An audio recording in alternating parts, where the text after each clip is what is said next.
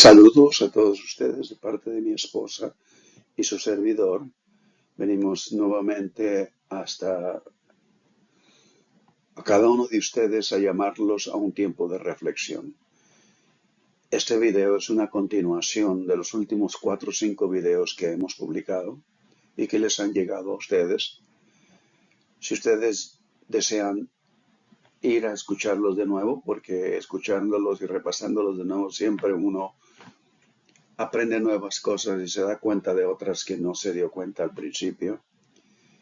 Pueden ir a YouTube, está abajo de la fecha, aquí en la pantalla. Ministerio Aliento, pueden poner ref, punto y aparte, y Víctor Michel, su servidor. Hay más de 150 videos en este lugar. Continuando nuestra reflexión que hemos seguido, diríamos en esta ocasión como introducción al tema que vamos a seguir. Si ustedes tienen su Biblia, les suplico por favor que la abran en Primera de Corintios. Vamos a revisar el capítulo 1 y 2 de Primera de Corintios. Posiblemente podamos ir hasta el 3, pero yo les voy a indicar, vamos a seleccionar ciertos versículos y nosotros oramos y deseamos que esto sea provechoso para su salud espiritual. Dietrich Bonhoeffer, un ministro luterano alemán, fue ahorcado el 9 de abril de 1945 en el campo de concentración de Flossenbürg por ser un miembro activo de la resistencia militar alemana en tiempo de Hitler.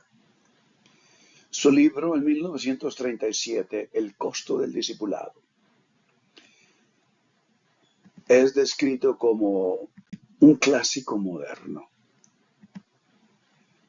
En estos escritos que él publica, hace el llamado a todas las iglesias a vivir un cristianismo sin religión, dado que la experiencia que él se estaba experimentando en este momento que estaba atravesando era por razón de la mentalidad religiosa, que pensando que haciendo la voluntad iban a exterminar a otras comunidades.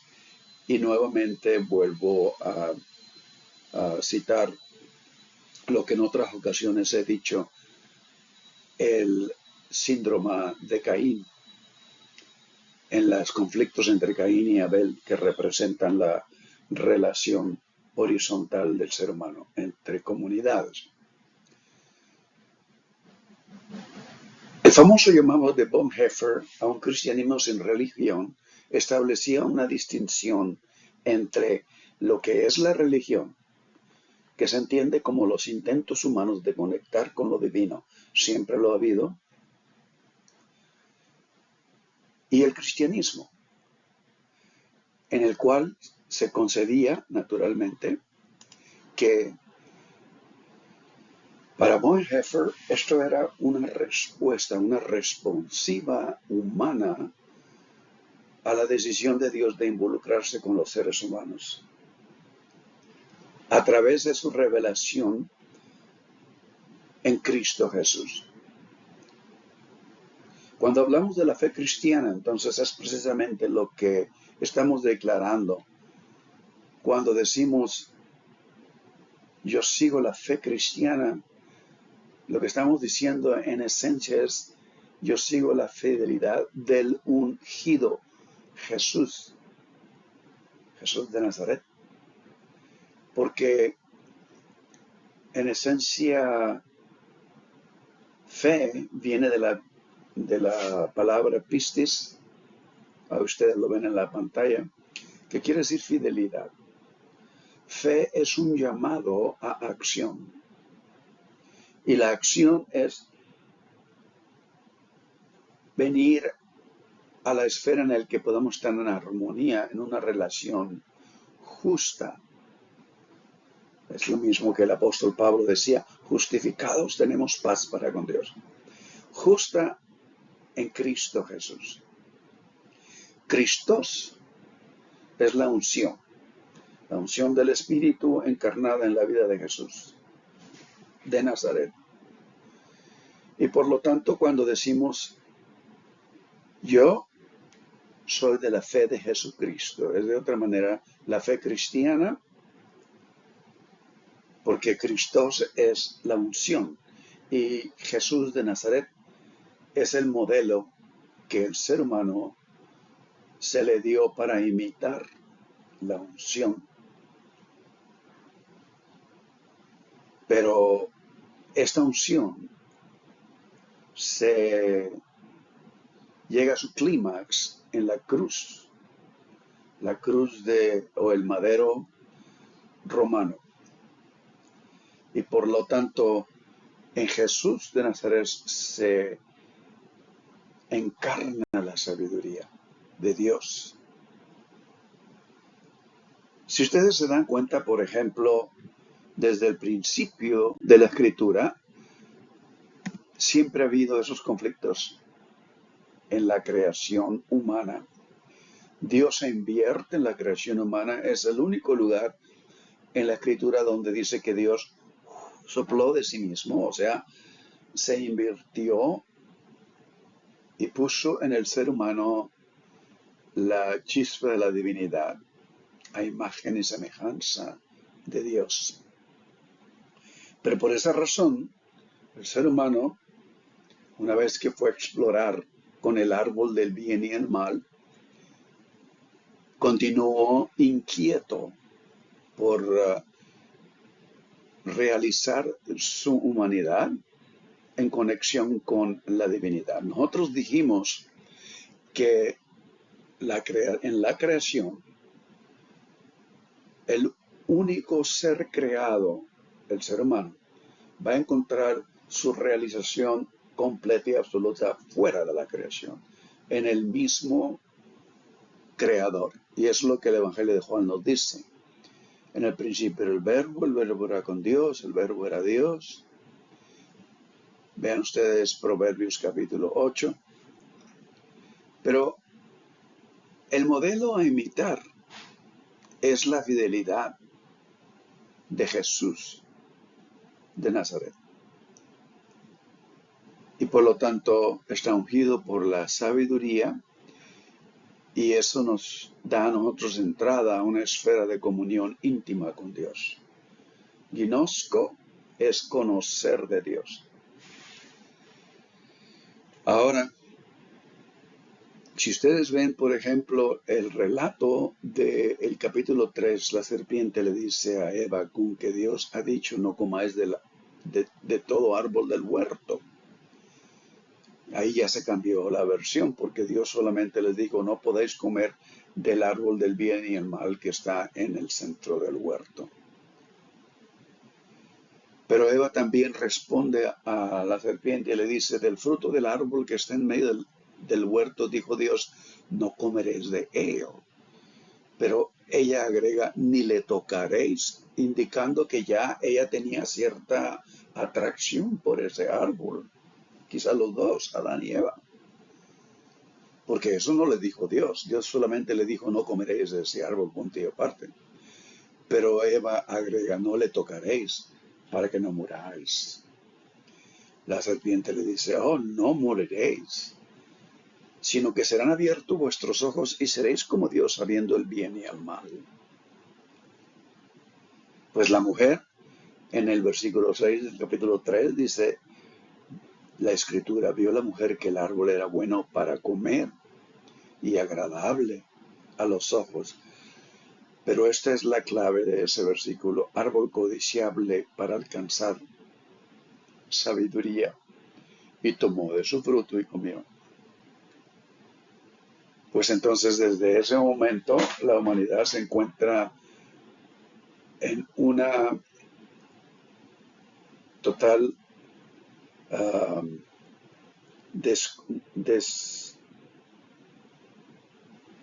quebrantaje de su relación con Dios. Hubo obviamente y profundamente una descoyuntura en abrir esa ese espacio entre la comunión más íntima con el Creador. Y vean ustedes, podemos verlo en otra ocasión, la manera en la que actuó después de haber probado ese fruto, como quiera que sea. La inquietud por conocer, por codiciar la sabiduría, dice el versículo 6 del capítulo 3 de Génesis, continúa en el ser humano porque está inquieto. Quiere regresar al lugar de su realización. Entonces, más tarde en Génesis capítulo 11, todos se reúnen y dicen, edifiquemos una ciudad y la torre cuya cúspide llegue al cielo y hagamos un nombre. Fíjense bien, un nombre, como que si fuéramos esparcidos sobre la faz de la tierra. Y descendió Jehová a ver la ciudad y la torre que edificaban los hijos de los hombres. Y esto es indicación de esa fractura que toma lugar desde Génesis 3. Pero en el capítulo siguiente, Génesis 12, Dios habla con Abraham y le dice, salte de tu parentela, salte de toda tu familiaridad. Es lo mismo que el llamado de Jesús.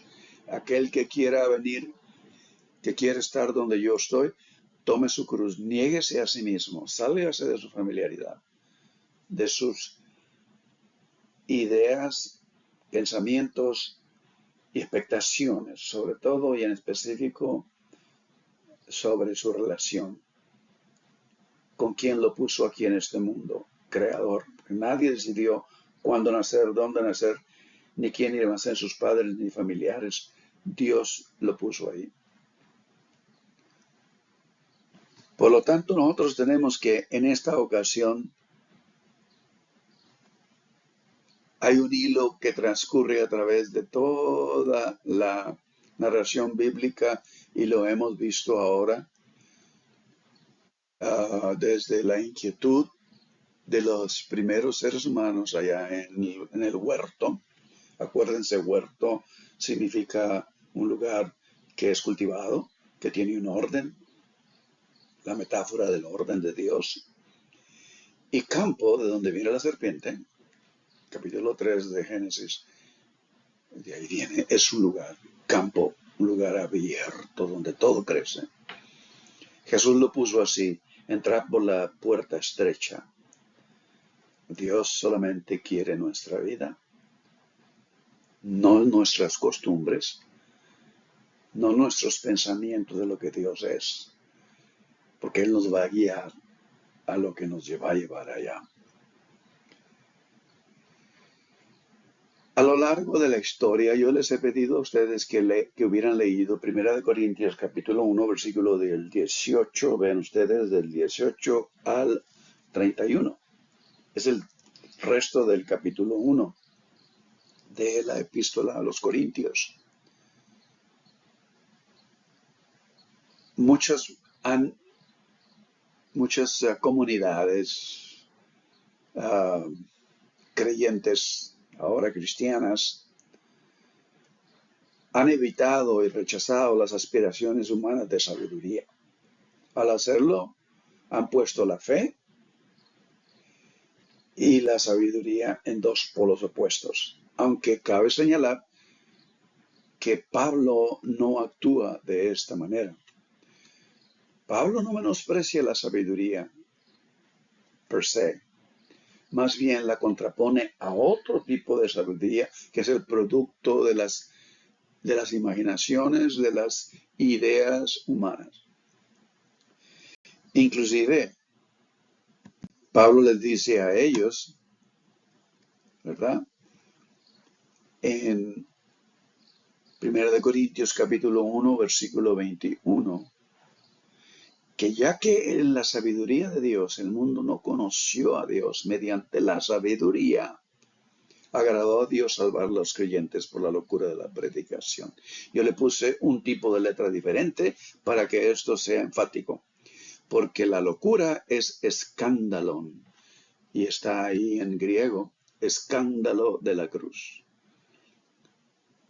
El fracaso del mundo de conocer a Dios, yo lo pongo en otra manera para que sea más sencillo, más comunicativo. El fracaso del mundo de conocer a Dios en la sabiduría del mundo tomó lugar dentro del plan sabio de Dios.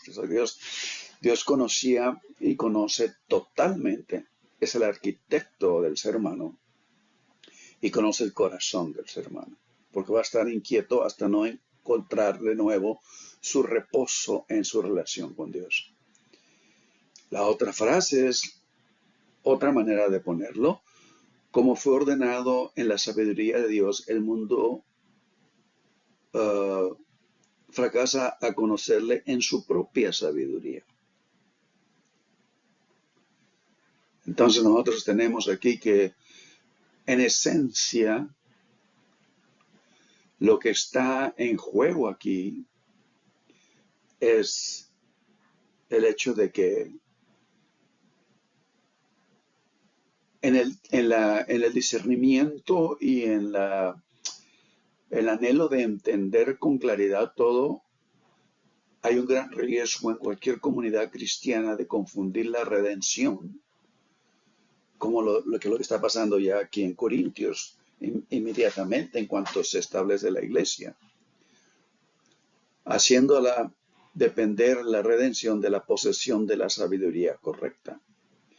Corinto era un lugar donde había un tráfico de gran diversidad de nacionalidades, lenguajes, culturas, en fin, porque era un punto muy, muy clave para las transportaciones de todo lo que venía de África y el este, en las comunidades de Canaán, en las comunidades judías, y al norte, en las comunidades de Asia Menor y Grecia, en fin, todo esto. Y de modo que había una gran diversidad de pensamiento también. Esta era la región de los griegos y la sabiduría era obviamente muy, muy influyente en la cultura griega. Por lo tanto, entender la salvación con el simple hecho de pensar de la manera adecuada o de tener las ideas correctas era el gran error de los corintios, porque esa es la sabiduría del mundo. Aquí en 1 Corintios, frente a la sabiduría que consiste en tener las ideas correctas, como lo dice Pablo al principio en el capítulo 1 de Corintios, pero no solamente eso, sino que se agregaba a esto el estatus social asociado con este anhelo, con esta obsesión de sabiduría. Vean ustedes el capítulo 1, versículo 11, porque he sido informado acerca de vosotros, hermanos míos, por los de Cloé, que hay entre vosotros contiendas. Y ya hay divisiones, y en esas divisiones hay tensiones. Algunos dicen yo soy de Pablo, otros de Apolo, otros de Cefas, o yo de Cristo. Pero el apóstol Pablo les pregunta, ¿acaso está dividido Cristo?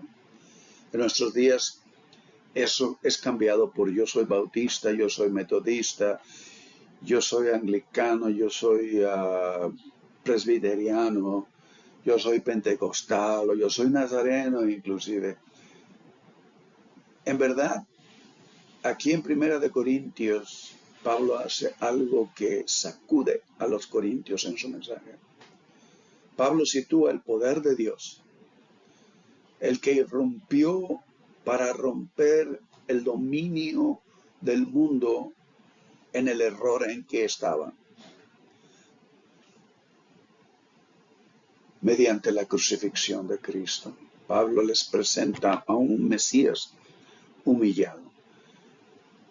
El Evangelio de la Cruz es el de Pablo. Y si ustedes se dan cuenta, entonces, esa es la situación en la que se encuentra la carta y la exhortación de Pablo a ellos. La nota de Pablo de no conocer a Dios por medio de la sabiduría plantea un tema importante que ha tenido consecuencias deplorables a lo largo de la historia de la Iglesia, hasta nuestros días. De esta manera, las palabras de Pablo en el versículo se podrían leer en la parte de arriba, porque en griego también tiene bastante, son polos opuestos. La locura de la predicación a la sabiduría de Dios. Y a la vez la sabiduría de Dios es la locura de la predicación, el escándalo de la cruz, es como Dios revela su sabiduría. Que el mundo se queda totalmente sacudido en su misma sabiduría de no haber comprendido realmente que la sabiduría de Dios es trascendental, está más allá de su alcance, en gran manera. Siempre ha existido la tentación de transformar el cristianismo en una cuestión de relación adecuada con Dios. La palabra fe, por un lado de todo esto, de todo este conflicto, se encuentra la palabra fe, que para Pablo es Pablo pistis, ya lo hemos dicho, lo hemos puesto en la pantalla, pistis, que es fidelidad, que es un llamado a acción, que descansa en una dependencia adecuada de confianza en Dios, para hacer lo que Dios ha prometido. Una relación justa. Y esto es exactamente lo que la carta de Romanos le explica cuando él escribe a los romanos. Y esto es lo que en el primer capítulo de Corintios trata de comunicar también. Ven ustedes justificados pues por la fe, por la fidelidad de el ungido, Cristo. Tenemos paz para con Dios por medio de nuestro Señor Jesucristo. Ahí está. Jesús el ungido, Jesucristo. 1 Corintios capítulo 9, versículo 30. Mas por él estáis vosotros en Cristo. Jesús, Cristos, es la unción del Espíritu, la sabiduría. Jesús es el ser humano, el cual nos ha sido hecho por Dios. Fíjense bien, sabiduría, justificación, santificación y redención. Wow. A una cuestión de este lado, la fidelidad, que es el patrón a seguir, el modelo que nos inspira a vivir en la fe de Jesucristo, a una cuestión de sostener las ideas u opiniones correctas, a sentir, a estar de acuerdo a ciertas proposiciones. Esto es muy diferente, esas dos cosas. Algunas iglesias enfatizan entonces que la verdadera prueba de pertenecer a ellas está en nuestro acuerdo de ciertas afirmaciones doctrinales, en tener las ideas y creencias correctas, las doctrinas correctas. ¿Se dan cuenta cómo en nuestros días todavía existe ese error que los corintios habían caído desde aquel entonces? Pablo no está totalmente interesado ni mucho menos familiarizado con estos propósitos. En el corazón del Evangelio de Pablo está el escándalo de la cruz. En el capítulo 1, versículo 16 de Romanos dice, porque no me avergüenzo del Evangelio, que es poder para salvación a todos los que creen.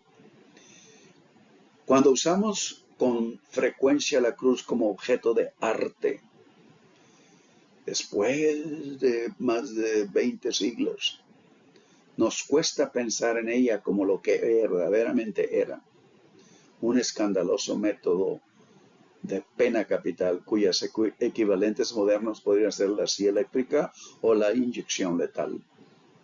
En el centro de los santuarios de adoración se encuentra la cruz. Pero en el tiempo de Jesucristo, este era un signo, un símbolo de humillación y degradación, de blasfemia, de rechazo, a la persona que se ponía en la cruz romana. El símbolo central de la fe cristiana es la cruz, pero ahora es un poco más atractivo para nosotros. No una representación de dinero o un rostro sonriente. Nosotros, si nos aferramos a los valores del mundo, cuya estructura está desapareciendo, dice el apóstol Pablo en el capítulo 2, versículo 6, si ustedes lo quieren ver.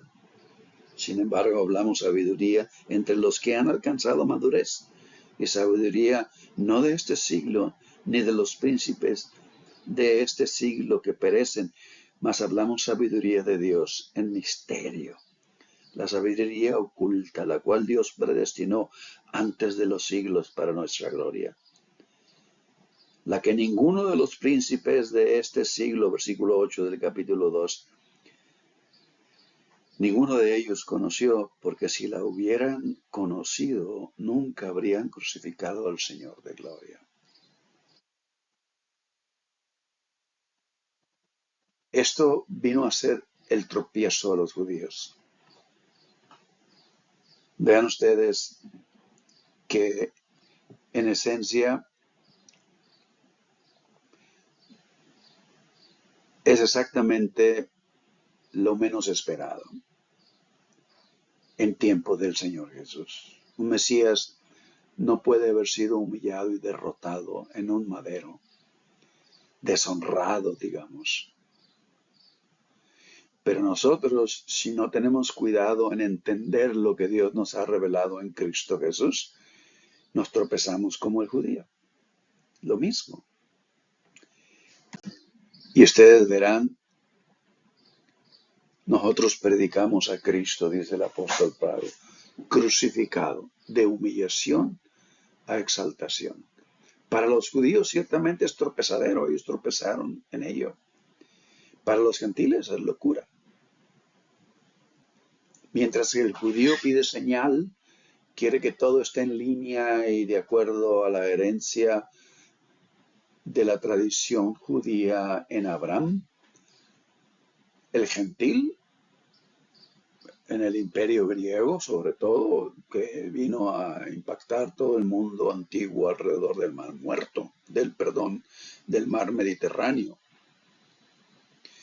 Y todo el mundo alrededor, hasta las partes más lejanas de Asia, África, y pues eventualmente vino también a ser conocido en nuestros países, nuestros lugares de nacimiento.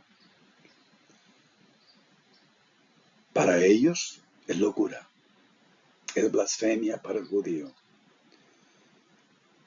es locura para el griego. Pero este es el símbolo que se conecta esencialmente a las enseñanzas de Jesús.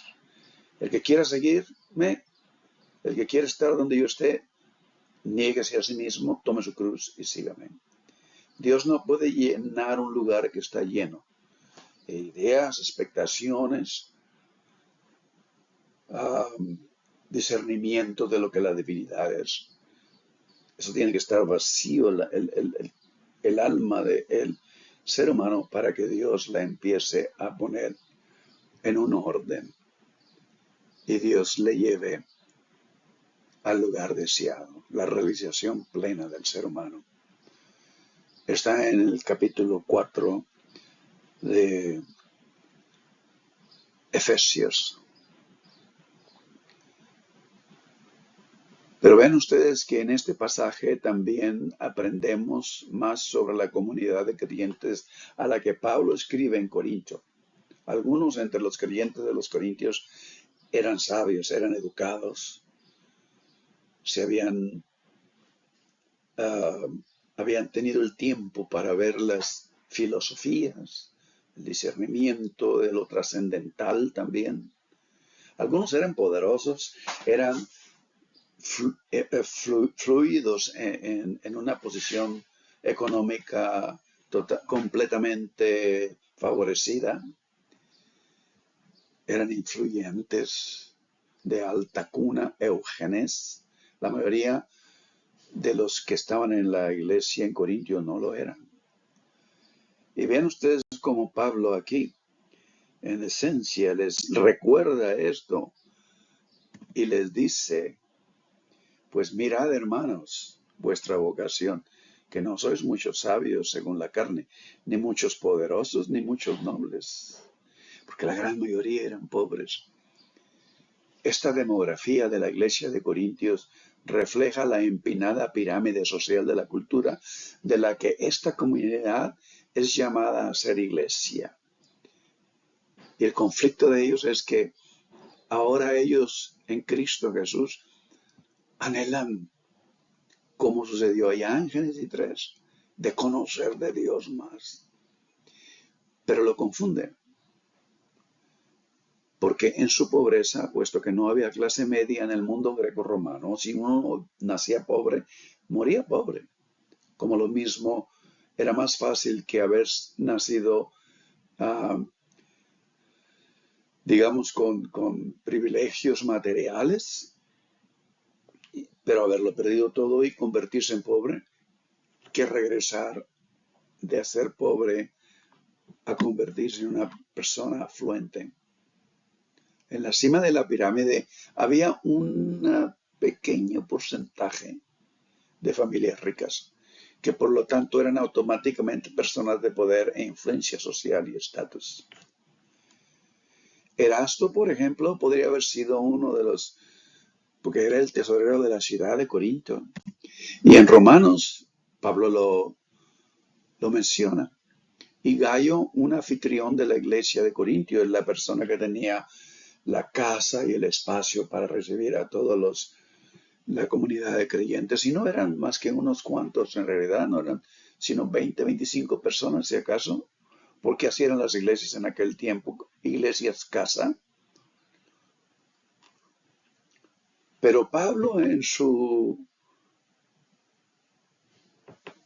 carta a los Corintios, después de reconocer abiertamente la disparidad social presente entre los creyentes corintios, o sea, ni aun los que estaban afluentes tendrían algo que podían presentar a Dios e impactar a Dios por sus dones y su inteligencia, su sabiduría, su discernimiento. No, absolutamente. Lo que Pablo hace, introduce con fuertes polos opuestos una gran comparación que les pueda hacer ver a la congregación de Corintios. Dios les dice, Dios eligió, 3 veces Dios eligió. Y de esta manera, similar a las personas de elección de Dios, se les da el mismo énfasis mediante la repetición de la estructura triple. Dios escogió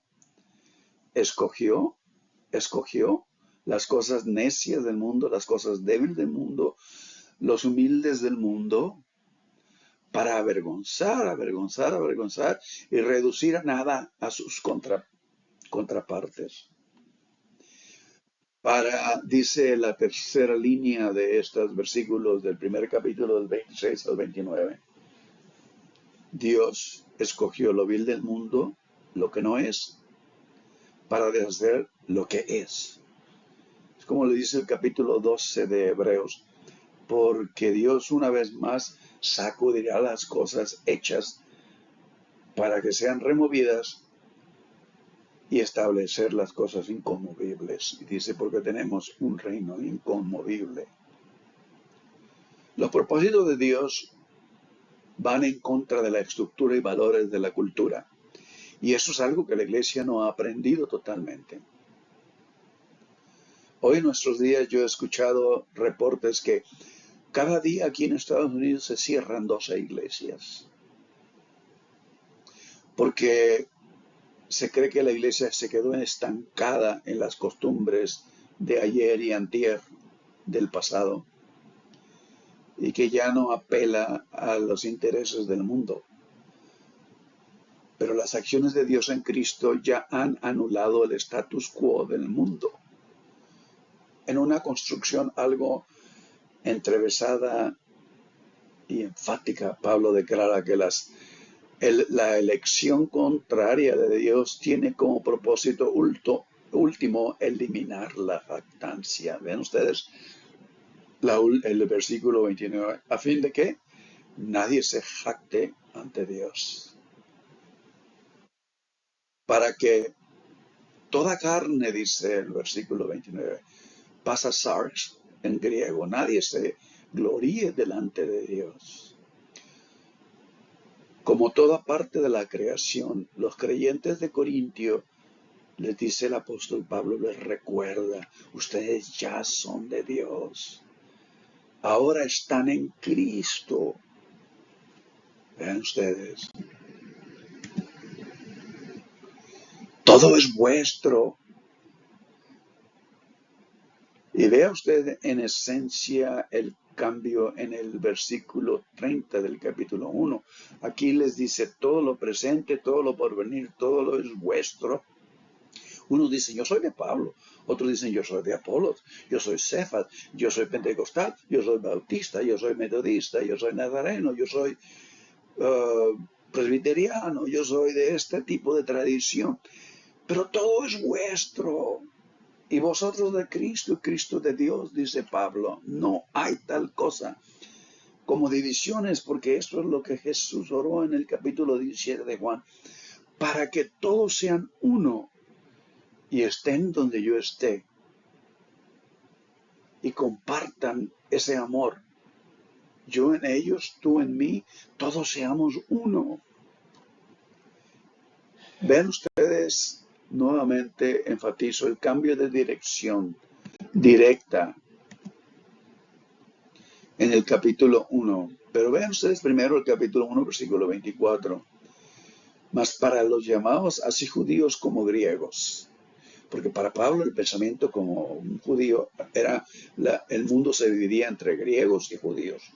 Griegos eran los gentiles, todos ellos, y judíos, su pueblo. Pero para uno como para otro, hablando de una universalidad, Cristo, poder de Dios y sabiduría de Dios. Primera de Corintios, capítulo 1, versículo 30, más por Él estáis vosotros en Cristo Jesús, el cual nos ha sido hecho por Dios sabiduría, justificación, santificación y redención. Wow.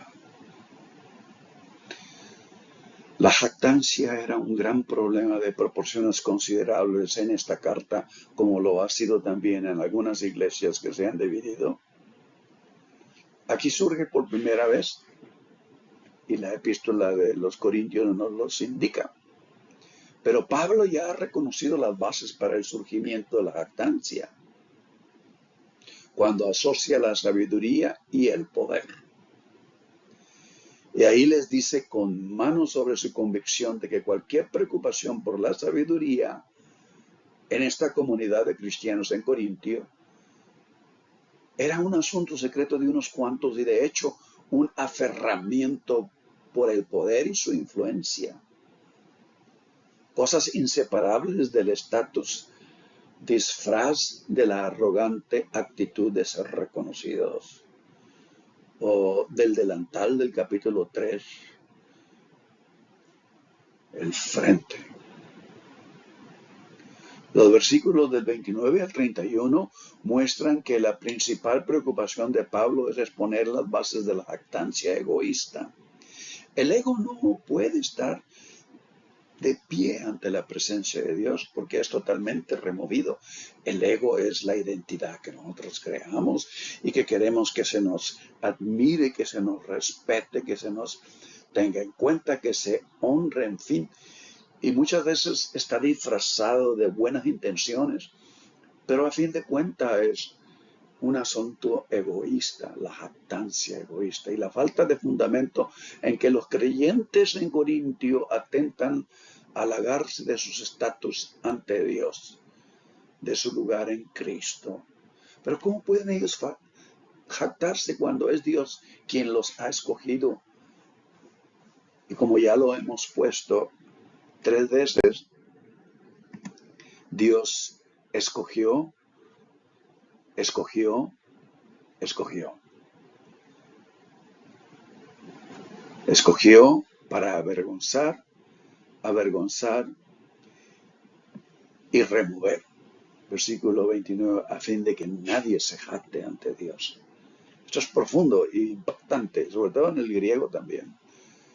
Cuando la mayoría de ellos, como pueden jactarse, no tenían prestigio humano, dice él en el versículo que nosotros leímos, 26.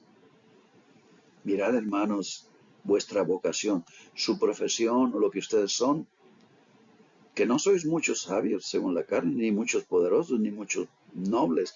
La mayoría de ellos eran la población invisible del Imperio Romano. Los que trabajaban solo para el beneficio de la ciudadanía romana. Esa es la experiencia que nosotros hemos tenido aquí en Estados Unidos, mi esposa y yo, con la comunidad de la iglesia cristiana. Porque muchos de ellos son indocumentados, son invisibles a la sociedad, son irreconocidos, sus documentos no son genuinos y por lo tanto lo dejan así. Todos los taxas que les quitan, todos los impuestos que le quitan, todo el retorno de esos impuestos al principio del año, ellos dejan millones y millones y millones de dólares ante el gobierno, y eso es exactamente un sistema de explotación, un sistema de opresión, y eso es exactamente lo que los pobres en la epístola de los Corintios, cómo las cosas no han cambiado, ¿verdad? El ser humano sigue siendo el ser humano. Los corintios anhelan la sabiduría, porque al conectarse con el estatus de los que son honrados y levantados en alto por ser sabios, por ser afluentes, por haber nacido en buena cuna, genes. Los corintios anhelan la sabiduría, porque se conectan a ciertas líderes en la comunidad.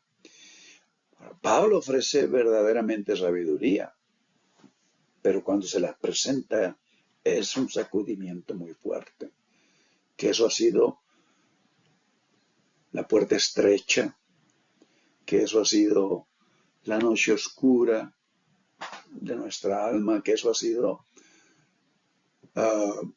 el versículo 24 del Salmo 23, si digamos, cuando todo deja de ser y todo lo dejamos atrás, negamos a nosotros mismos para morir. El ego tiene que morir y luego tiene que venir y nacer de nuevo. Pero esto también puede ser una continua experiencia a través de nuestra vida. 30, 60 y 100 por uno. La fuente de la salvación no es lo que uno conoce o estatus elevado que uno aspira a alcanzar. Al tener sabiduría como una especie de posesión. Pablo ve este asunto totalmente diferente. No es lo que uno posee, les dice en su carta, sino quién lo posee a uno. ¿De quién somos, en verdad? No de una tradición, no de una doctrina. Somos hijos e hijas de Dios. No es lo que uno posee, sino lo que lo posee a uno cuando uno ha entregado su vida. Mi vida es de Cristo, dice el apóstol Pablo en esencia. Con Cristo estoy juntamente crucificado. Ya no vive mi ego, ya no vivo yo, sino Cristo vive en mí. ¿Quién lo ha redimido a uno? ¿Quién se ha convertido en su Señor? Es la cuestión. Y eso es lo que Pablo les escribe en Corintios. En este sentido, Cristo se ha convertido en nuestra sabiduría. Vean ustedes. Cristo es nuestra sabiduría, porque por Él estáis vosotros en Cristo Jesús, el ungido Jesús, el cual nos ha sido a nosotros el ejemplo a seguir, el cual nos ha sido hecho por Dios sabiduría, justificación, santificación, redención. Vean toda la riqueza heredada en Cristo Jesús. Pero hay mucho todavía que entender. A la mayoría de nosotros se nos enseñó a interpretar lo que Jesús en mucha manera enseñó cuando dijo: pedid, buscad, llamad y la puerta se os abrirá. Sin embargo, yo me pregunto, ¿y qué si la puerta nunca hubiera estado fuera de ti, sino dentro de ti, en lo más profundo de tu ser? A la mayoría de nosotros nuevamente se nos enseñó a interpretar esto como una fórmula de oración. Pide con suficiente fervor. Tenga fe, hermano, tenga fe, hermana. Una sanación se le dará si la necesitan. Una casa se le dará. Sin embargo, Jesús también afirmó en Mateo capítulo 6, versículo 8, que Dios sabe lo que necesitamos incluso antes de que se lo pidamos.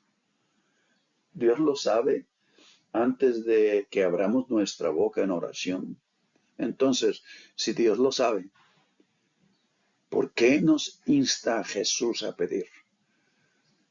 Y también nos indicó en esa misma forma que debemos buscar en este mismo capítulo 6, en el versículo 33, dice: buscar primero el reino de Dios.